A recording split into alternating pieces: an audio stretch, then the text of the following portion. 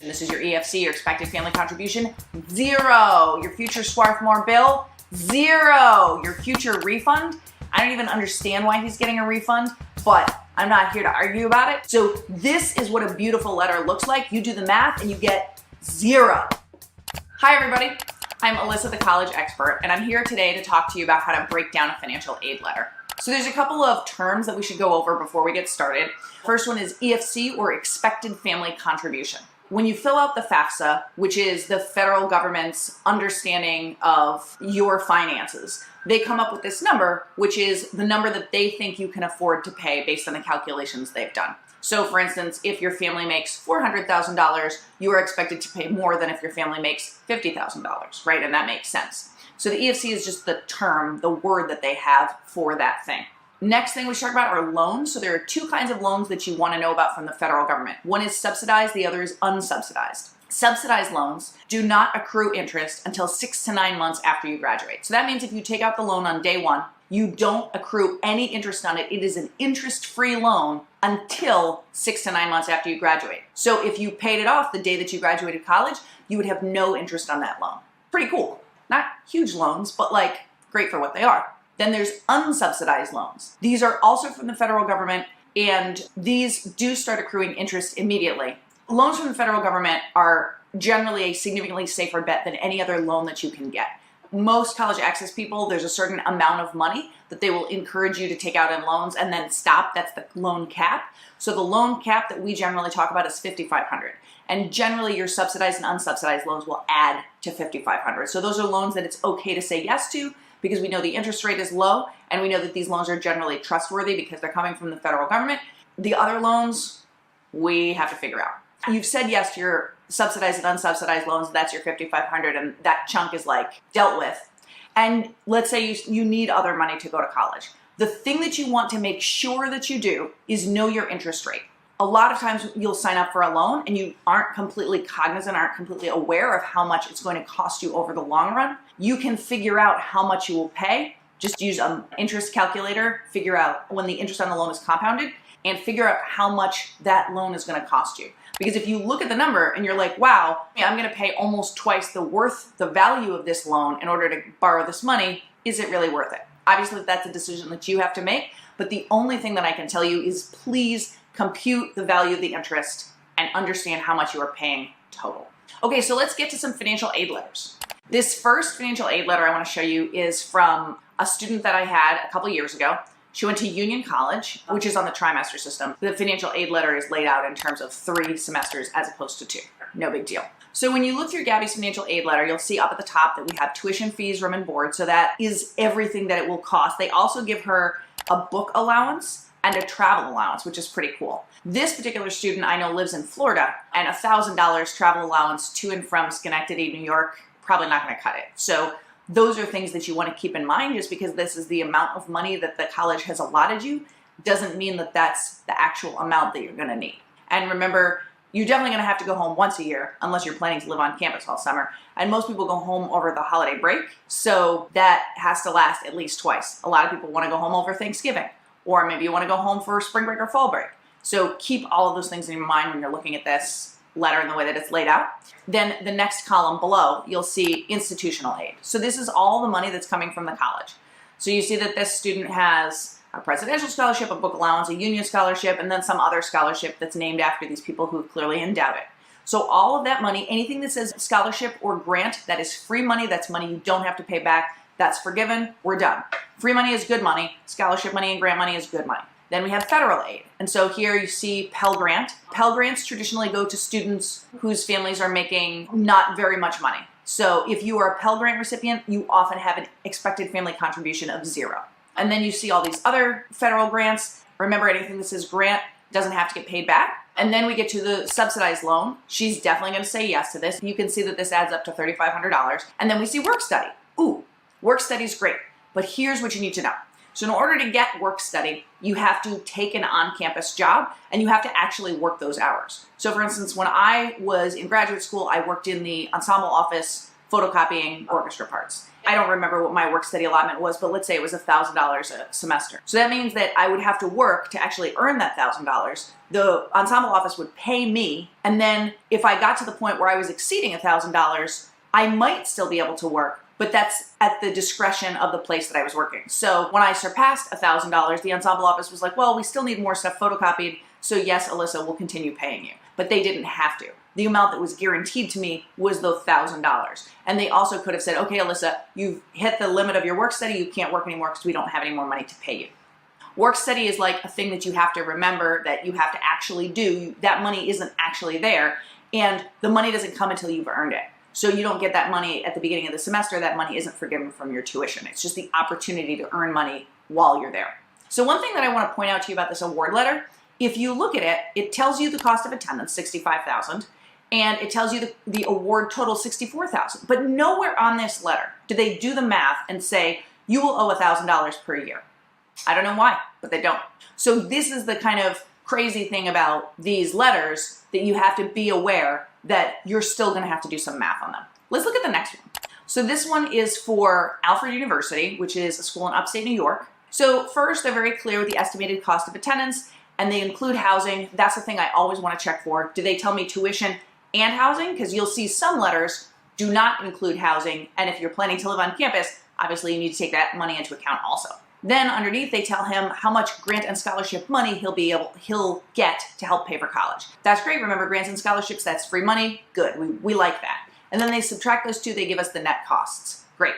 But then they give us the loan options. And you'll see that the loan option and the work study are set up in a completely different way from Gabby's letter. So Gabby's letter, you could see that her work study and her loans were kind of taken out of her cost of attendance. This letter doesn't do that. So you have to understand that that's actually what's happening.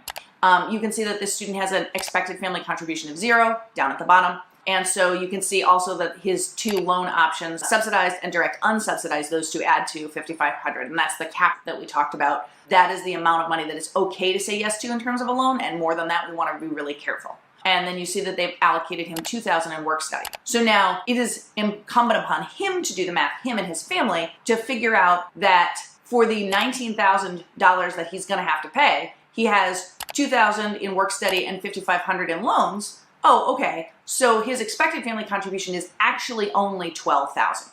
But nowhere on this letter do they do that math for you. Even though they tell you that the expected family contribution is 0, they know that, but they also can't give him enough money to meet the actual need that he has. So he knows, after he's done the math on this letter, that he has to find $12,000 a year if he wants to go to Alfred. Okay, let's look at the next letter. This is for Mercy College, also for Miguel. And if you look at the top, they tell you all of the scholarships and grants. That's amazing. So he got all of that money. And then on the right side, you see that they've given him the tuition and fees, $20,000, and they subtracted those things. So they have the $20,000, and then they subtracted the grant and scholarship, and they say, hey, you're only going to have to pay $1,400. But you probably remember what I said before. We also have to make sure that room and board is factored in. And when I look at the math that they did on the side, I realize that they actually didn't factor in the cost of room and board, which is half again as much as the tuition and fees. So really, they've subtracted $20,000 and $18,900, and they've said, oh, $1,400 is the change, but that doesn't include him actually living there, which he's going to have to do because Dobbs Ferry is too far from his house. He has to live there. Really, he's going to owe $12,000, and they didn't add that up for him anywhere. Then you go down to where they have the loans, and so again, this is set up differently from Gabby's letter. When you look at Gabby's letter, the school assumes that you'll take those loans, and it says this is how much everything will cost if you accept these loans. Miguel's two letters laid out the loans as an option, but they sort of didn't presume that you would take those loans. So here again, same thing is happening. They are laying out the loans as an option. So you see the direct and unsubsidized loan, the $5,500. We're used to seeing that. We remember the $5,500 is the loan cap, right? So those are loans we can say yes to. And they're willing to give him $3,000 in work study. Okay, cool. So now I add that up, $5,500 and $3,000, that gives me $8,500. And so I subtract that from the $12,000 that I figured out before, which is his room and board, tuition and fees, minus all of the grant and scholarship money that he got. And what I figure out here is that he will have to pay $4,200 a year. Oops, I was about to make a big mistake when I recorded that video. I missed the part of the letter on the side where they talk about how much it's going to cost to commute to either Dobbs Ferry or Manhattan. And so if you look really carefully, you find out that the number that they quoted up at the top isn't even the actual room and board number. That's housing and meals if you commute from home. So the actual room and board number is, let me look really closely, $13,000 for Dobbs Ferry and $18,000 for Manhattan. So that price isn't even quoted on the letter. So when he adds up the entire cost, the whole thing totals $19,704 when you subtract out the financial aid and the loans that he's going to get. So when you calculate in the room and board that he's going to have to pay if he wants to live on campus in Dobbs Ferry, that's another 13.8 that he now has to account for, bringing his total to 19,704 plus the 1,400 up at the top. So his final cost is $20,474. And then when you go down and figure out how much he will be able to subtract when he takes the $5,500 in loans and the $3,000 in work study, that will decrease his total cost to $11,974. Let me just double check. Yep, that's right. And so that's a little crazy, right? Think how long I had to look at this letter. I, a person who does this professionally, and even I missed this very specific thing. So what does that tell you? You have to be super vigilant when you're looking at these financial aid letters to make sure that you're really understanding everything that they're saying. Double check, bring it to somebody that you know, bring it to the college counselor, and just ask them to look at it and make sure that there's nothing you've forgotten or misunderstood. So this letter is an example of what I call a perfect letter. This child got into a school, he has an expected family contribution of 0, and he got into a school that meets 100% of need, and it's a no-loan school. This is not that common, so when you see a letter like this, you are just like, oh my God, this is the most beautiful thing I've ever seen. So if you look here up at the top, it shows you all of his expenses. So it gives him direct cost is tuition and fees and room and meal plan, right? And so they lay all of that out, and they're like not hiding the ball. They're like, hey, that's $70,000. And then they give him books and supplies and personal expenses, and they add all of that together to get a total cost of attendance. Then, if you look at his financial aid, scholarships and grants, remember that's money he doesn't have to pay back. This is a no-loan school. That means that they meet 100% of his need without any loans. Mind blown. Then you see his work study money, $2,100. We talked about work study already. You know what that is. And so if you look at his financial aid decision and his cost of attendance, you see that those numbers are the same, right? That's beautiful. That's what you want. And then down at the bottom, it says family and student contribution. This is your EFC, your expected family contribution, 0. Your future Swarthmore bill, 0. Your future refund.